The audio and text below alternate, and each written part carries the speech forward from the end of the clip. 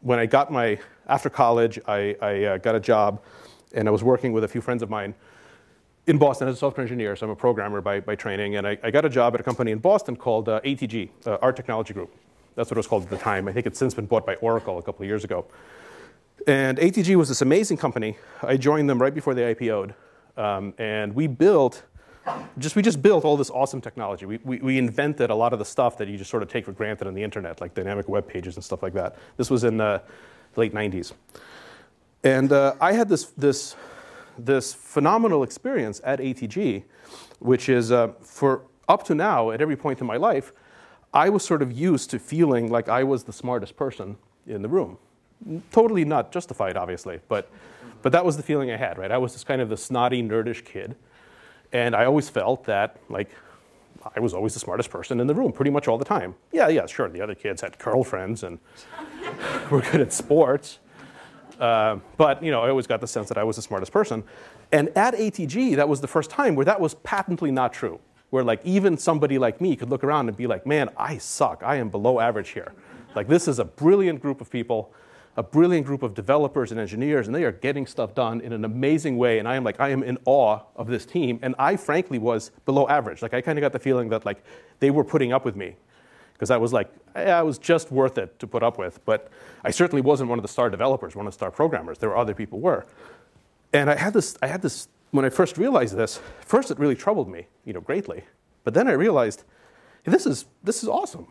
This is like the first time I'm ever really enjoying myself.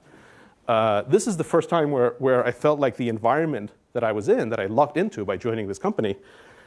And it wasn't the first company I worked at, right? I'd worked at tons of places where I did feel like I was the smartest person in the room. But in this environment where I clearly wasn't, where there was everyone around me, or almost everyone was much smarter than I was the first time that I was actually happy and comfortable and not stressed out and not thinking about the end of the world for some strange reason.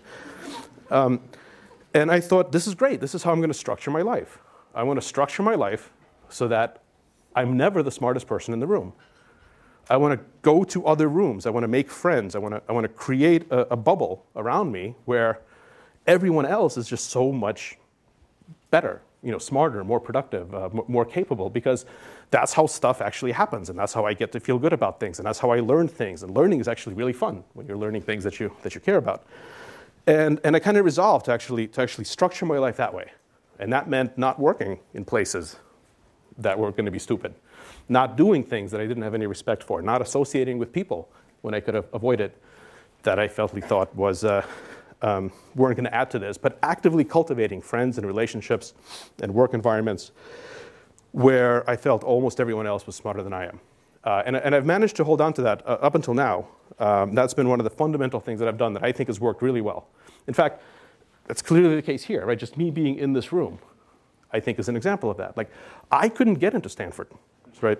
By definition, you guys are all smarter than I am. This is, me kind of being here is very much part and parcel of that lifetime experiment of trying to surround myself with the most interesting, the best possible people, and then just kind of seeing what happens.